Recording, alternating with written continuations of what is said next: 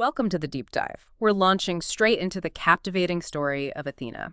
She's a Greek goddess who was just so much more than one thing, really, a powerhouse, Wisdom, strategic warfare, intricate crafts. Absolutely. A fascinating figure. For this exploration, we've gathered, a great collection of sources. Everything from the Theoi Project, Wikipedia, World History Encyclopedia.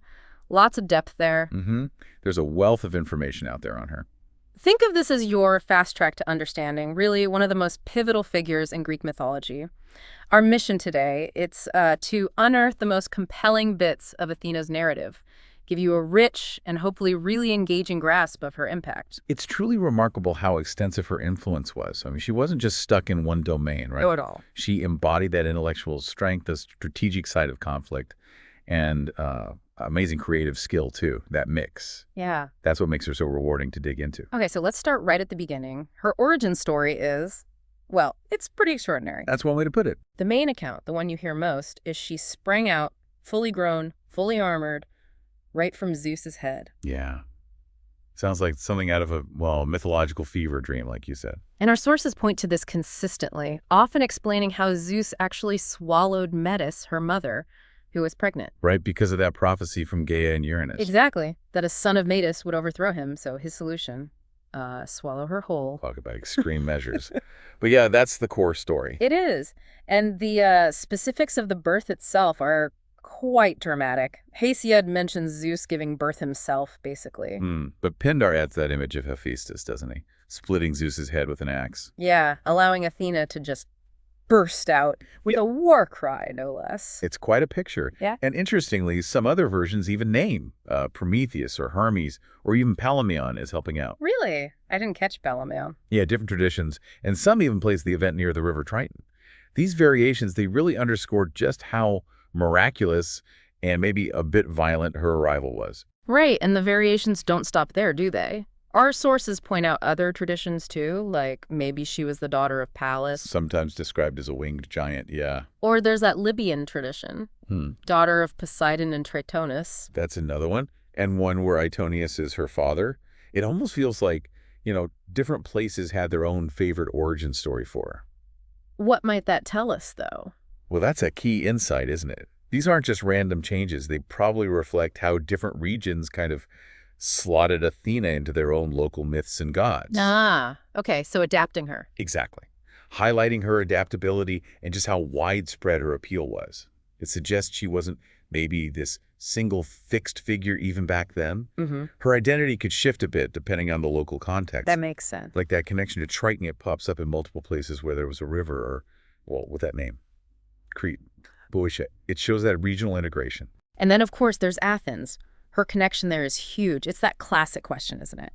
Did Athena get her name from Athens, or did Athens get its name from Athena? Right. And this scholarly thinking now, as our sources suggest, kind of leans towards the goddess taking her name from the city. Oh, interesting. Why is that? Well, the ending, that N in Athenae, apparently that was common for place names, but not so much for personal names back then. Gotcha. And you see similar patterns, like Mycenae and Mycenae, Thebe and Thebes. So, the city probably came first. And what's really interesting is the name Athena itself probably has pre-Greek origins. So it hints at this really deep ancient connection to the land itself, even before Greek speakers arrived. Wow, okay. Though Plato, in his groundless dialogue, he offers some more philosophical ideas, maybe less historically spot on. What did he suggest? He linked her name to mindness and divine intelligence, the Onoesis. Speculative etymologies, sure, but they really capture that intellectual side she's so known for. Yeah, they definitely do.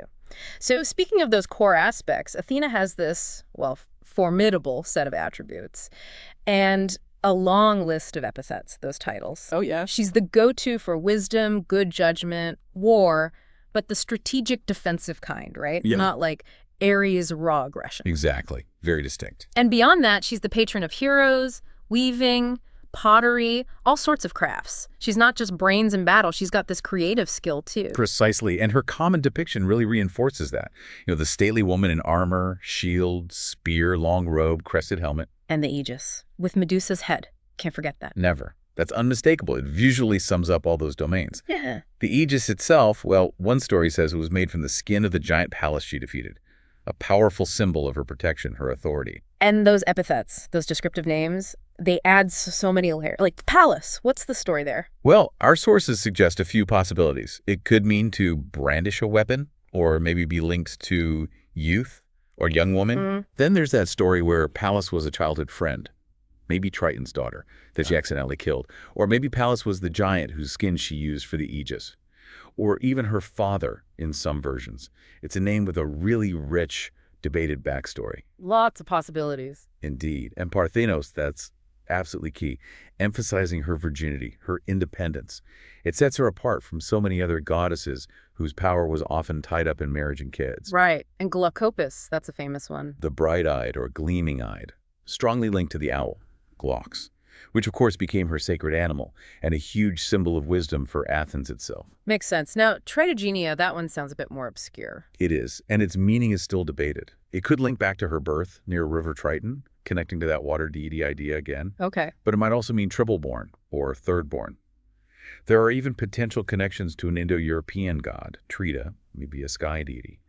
It's a great example of how these ancient names can hold layers of meaning that are, well, lost or argued over now. Fascinating. And don't forget, epithets like promachos, meaning of war, but in that patriotic, defensive way, and ergain, for of the crafts. And Nike, just simply victory, fits her role helping heroes. Exactly. And the sheer number, Fiesatera, Polius, Polyhochus, protector of cities, Acrea.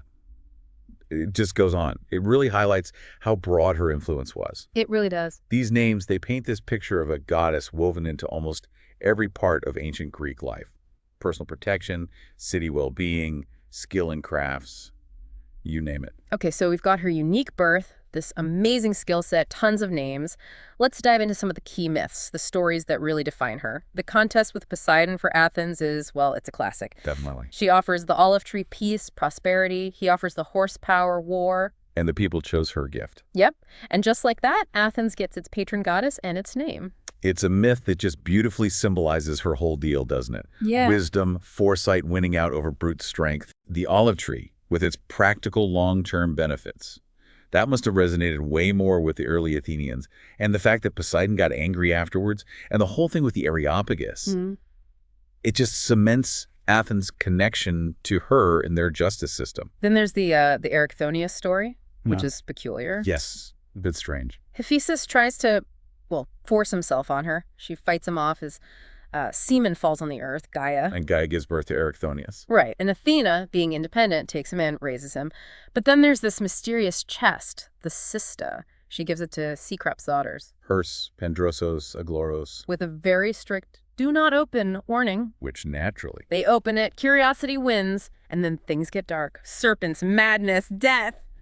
What are we supposed to make of that? Well, despite the stranger parts, it touches on important themes, like autochthony being born from the land itself, and the sacred trust tied to Athena's mysteries in early Athens. Okay, I see that. The different accounts of what the sisters saw, what happened to them, that highlights the different oral traditions floating around. And there's that other version too, right, where Athena's off fetching a mountain. Come out like a Betis. Yeah, and a crow tells her the chest was opened.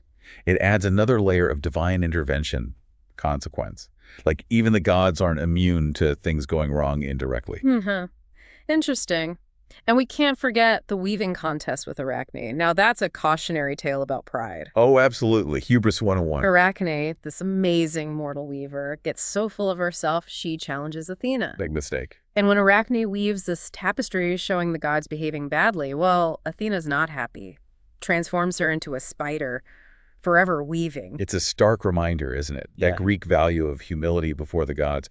It really underlines Athena's role, not just as patron of crafts, but her absolute intolerance for hubris, for disrespecting the divine order. Yeah, definitely. The contrast in their tapestry says it all. Athena shows the gods in their glory. Arachne shows their flaws. You had to show proper respect. Athena also plays this role of like the ultimate ally for heroes. She's constantly popping up, offering guidance, a helping hand. She really is. Perseus gets her polished shield from Medusa. Heracles gets help with his labors. Didn't she even hold up the world for Atlas for him? She did, for a bit, yeah. Jason gets encouraged to build the Argo. Achilles, during the Trojan War, she's practically his personal advisor. And Odysseus. She's his constant protector. Disguises, strategies, the Trojan horse, the beggar disguise. He even stops a feud at the end. The list just goes on. Theseus, Bellerophon. So what's the common thread there? Why all these heroes? It really showcases her strategic mind, doesn't it? And her clear preference for heroes who show wisdom, courage, resourcefulness. She doesn't just give them power. She gives them counsel, helps them use their own skills effectively. Ah, okay, so she empowers them. Exactly. Her presence is like a stamp of divine approval for their quests. You really don't want to cross her. Definitely not. Tiresias gets blinded just for accidentally seeing her naked.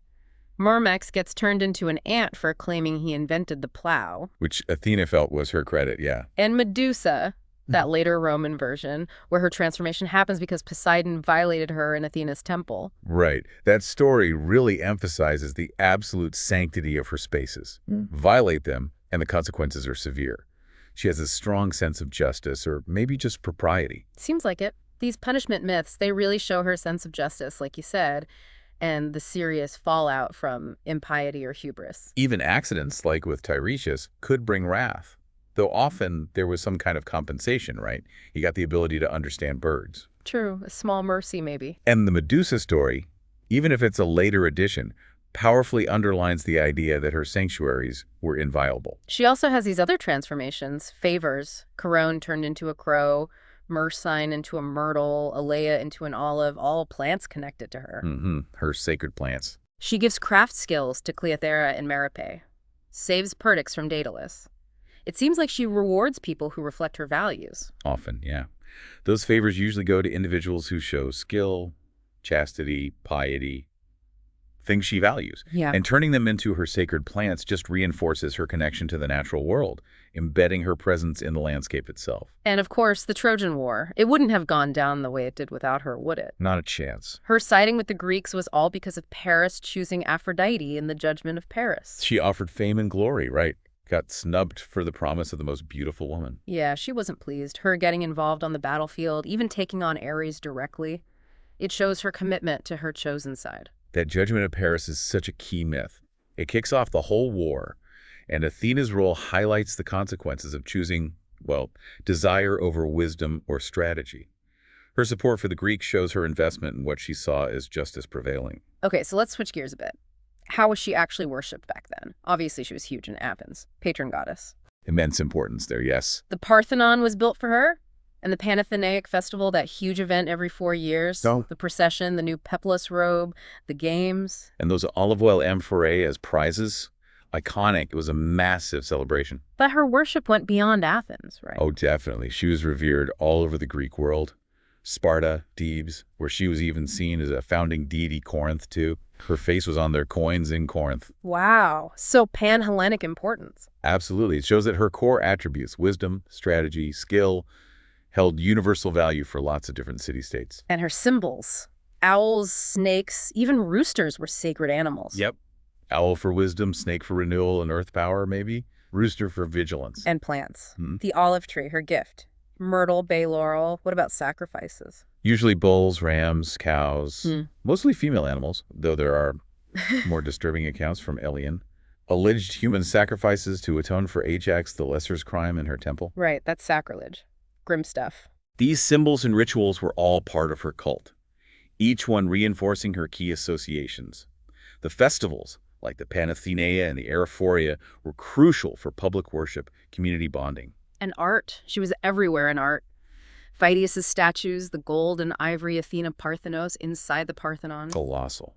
And the bronze statue from Marathon, the Lemnian Athena, legendary works. But her image was just ubiquitous, wasn't it? Statues, busts, reliefs, coins, pottery. Everywhere. These weren't just objects of worship, they were visual stories. They retold her myths, showed her attributes, really cementing her image in the culture. Phidias' Parthena statue holding Nike, goddess of victory, scenes of battles on her shield. It perfectly captured her dual nature, warrior and bringer of triumph. It's fascinating how her influence just kept going. Even after the classical Greek era ended, early Christians, well, they weren't fans, saw her as a key pagan symbol. Understandably, from their perspective. But then in the Middle Ages, some of her attributes, like the Gorgonian Medusa's head for protection or the image of the strong warrior maiden, they kind of got transferred to the Virgin Mary. That's right. It's a phenomenon you see quite often, pagan symbols being adapted into Christian iconography. Athena's image being so powerful, protective, virtuous. It allowed for a kind of continuity, even in a totally new religious context. Yeah. Speaks to the power of those archetypes. Then the Renaissance hits, and boom, Athena's back. Patron of arts, human endeavor, Botticelli, Mantegna, Springer, they all painted her. Yeah, she became a central figure again. The Renaissance was all about reviving classical art and philosophy.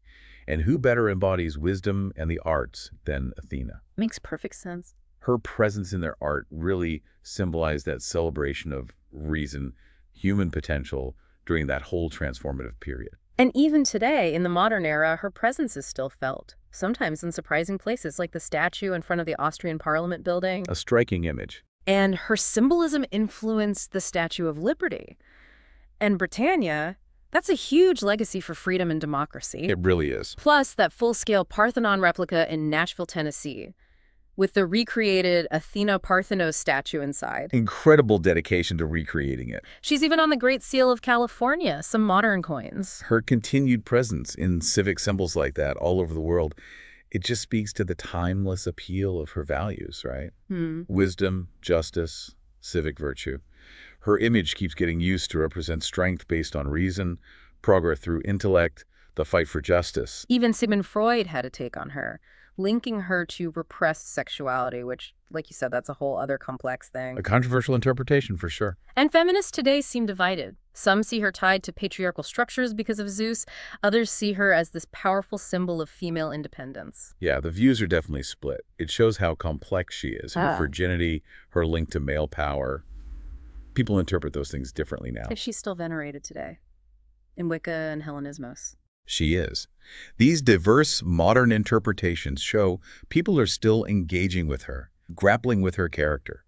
Her continued veneration in modern pagan paths underscores that enduring spiritual resonance she still holds for many. So, wrapping up our deep dive, Athena really emerges as this incredible mix, doesn't she? Wisdom and strength, protector and patron. Her myths are just full of complexity, enduring lessons. Absolutely. She's so much more than just some old legend. She's still this potent symbol of intellect, strategy, civic pride, clearly still resonating today. Precisely. Her lasting relevance is all about the timeless value of those qualities she embodies.